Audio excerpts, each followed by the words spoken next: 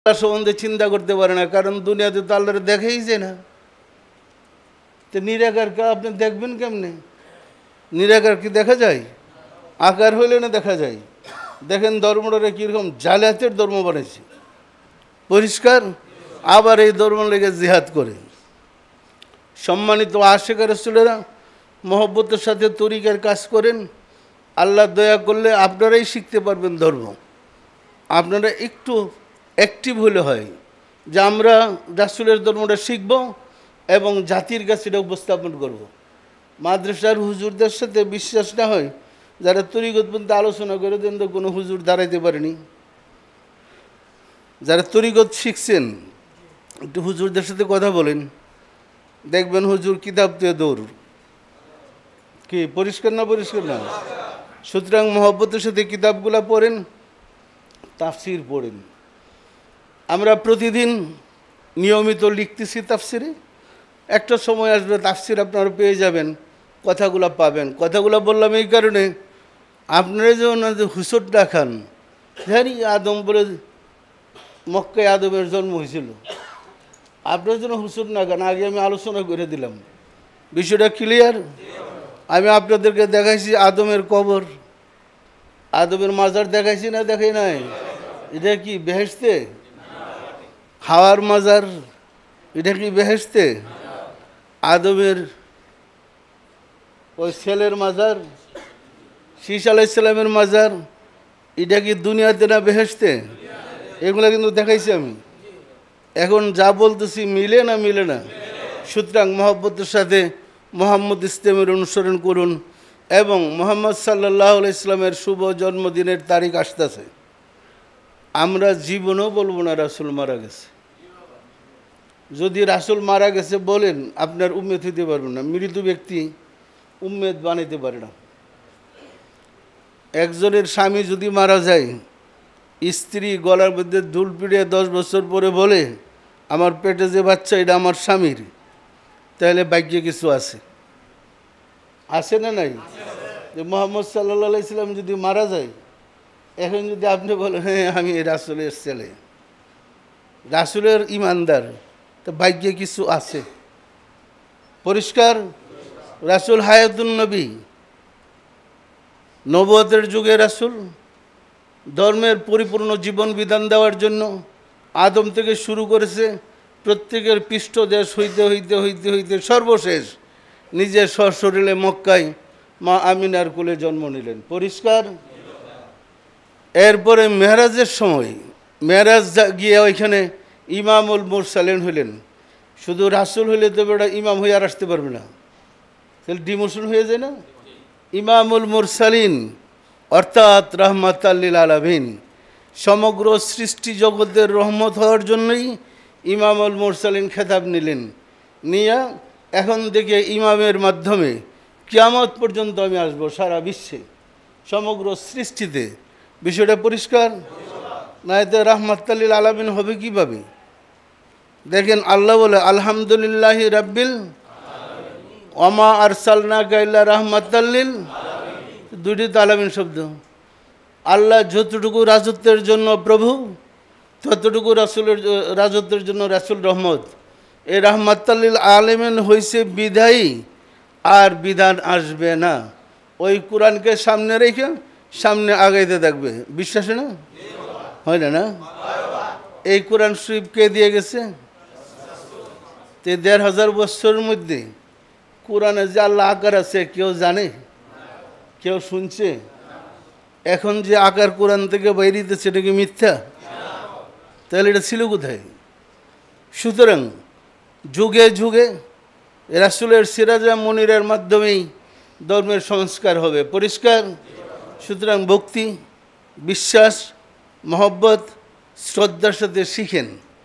আমরা কোরআন হাদিসের বাহিরে কিছু বলছি না, কিন্তু সমাজের বিপক্ষে গেলে আমার কিছু বলার নাই। আমরা ধর্ম সংস্কার করতে আসছি, যা সত্য ওহাই বলবো। আল্লাহর কথা বললাম, আমি অনেক ফতোয়া পাইছি, কিন্তু আমার আল্লাহরা তো ফিরাইতে পারে নাই। পারছে? আমার রাসূলকে ফিরাইতে পারছে?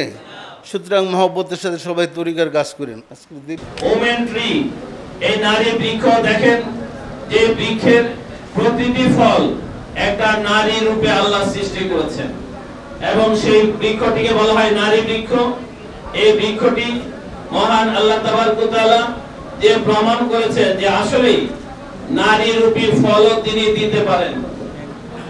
এবং এটি থাইল্যান্ডের রাজধানী ব্যাংককের 500 কিলোমিটার দূরবর্তী একটি স্থানে এই বৃক্ষ, এবং বৃক্ষের পেচাবন, ব্যাংকক থেকে 500 কিলোমিটার দূরবর্তী পেচাবন নামক স্থানে এই বাগানের এই বৃক্ষ প্রতিটি ফল দেখেন একটা নারী রূপী, মনে হয় যেন একটা নারীকে চুলে বেঁধে রাখা হয়েছে।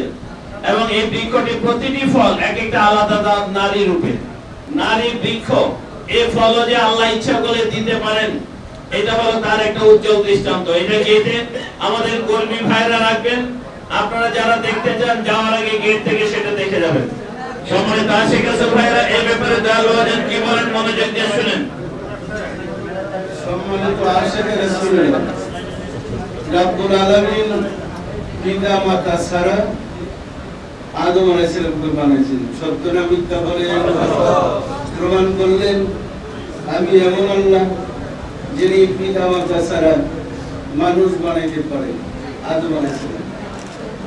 আবার পিতারা যেন গর্বিত হয়ে না পড়ে, পিতা ছাড়া মায়ের কোলে হযরত ঈসা আলাইহিস সালামকে সৃষ্টি করেছেন। সত্য না মিথ্যা বলে এরপরে মানুষ যেন পিতা মাতার জন্য গর্ব না করতে পারে, প্রমাণ করার জন্য আল্লাহ বলেন, আমি ইচ্ছা করলে গাছের মধ্যে মানুষ ধরাইতে পারি, পিতা মাতার কোনো প্রয়োজন আমার কাছে নাই।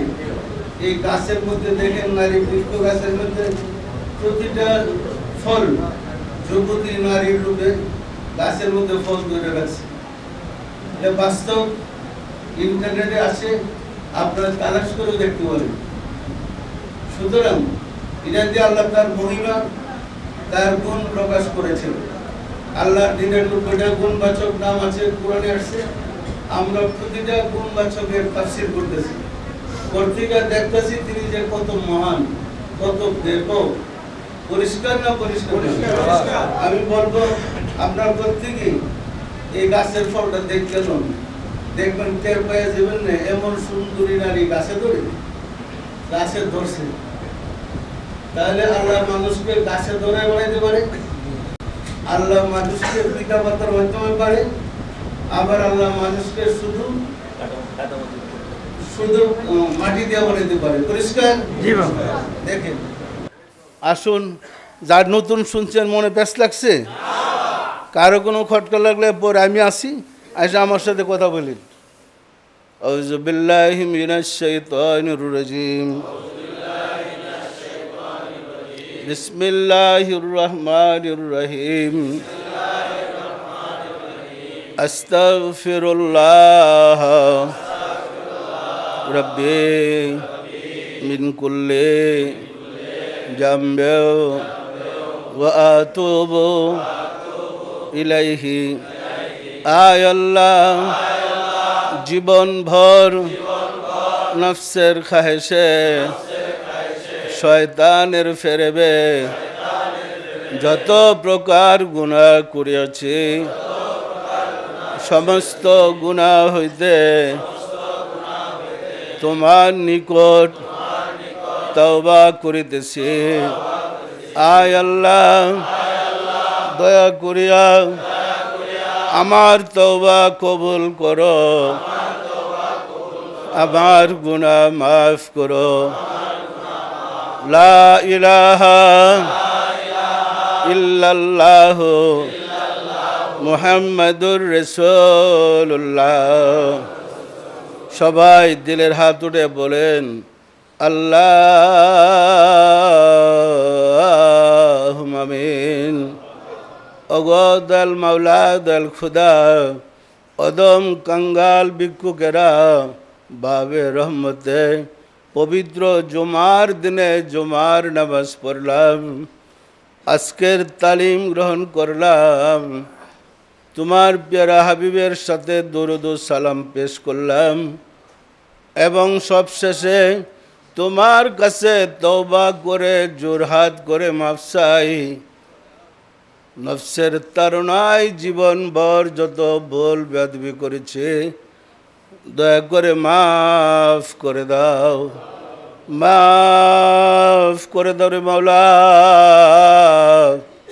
আমাদের ভুল বেয়াদবিকে মাফ করে দাও, আমাদের ইবাদতগুলো কবুল করে নাও। এর সওয়াব পৌঁছে দাও তাজদার মদিনা সরকার দু আলম হজরত মুহাম্মদ মুস্তাফা আহমদ মুস্তাফা সাল্লাল্লাহু আলাইহি ওয়াসাল্লামের হুজুরে সব নজর পৌঁছাও।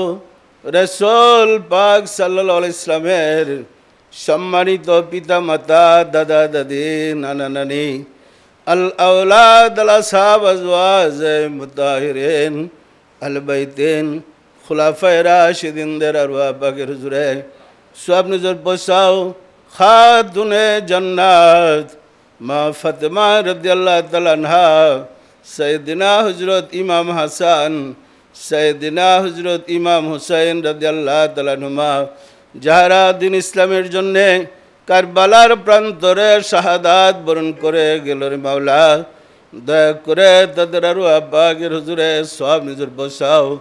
বাবা আদম আলাইহিস সালাতু ওয়াস সালাম হইতে রাসূল সাল্লাল্লাহু আলাইহি সাল্লাম পর্যন্ত যত আম্বিয়া ইকরাম দারুল বাকায় তাশরীফ নিয়েছেন তাদের আরওয়াহ পাকের হুজুরে সব নজর পৌঁছাও, সব নজর পৌঁছার মাওলা।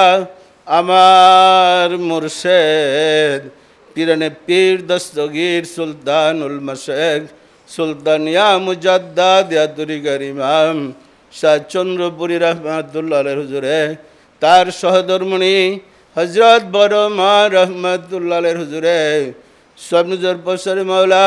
হযরত খাজা বাহাউদ্দিন নকশবন্দ রহমাতুল্লাহ, মুজাদ্দিদ আল ফিসানি রহমাতুল্লাহ, খাজা মাইনুদ্দিন চিশতি রহমাতুল্লাহ, বড় পীর হযরত আব্দুল কাদের জিলানী রহমাতুল্লাহ, তাদের তরিকার সিলসিলায় যত পীর ওলি গাউস কুতুব তামাম পৃথিবীর মুমিন মুমিনাত যে যেখানে ইন্তেকাল করিয়াছে রে মাওলা, দয়া করে তাদের আরওয়াহ পাকের হুজুরে সব নজর পৌঁছাও।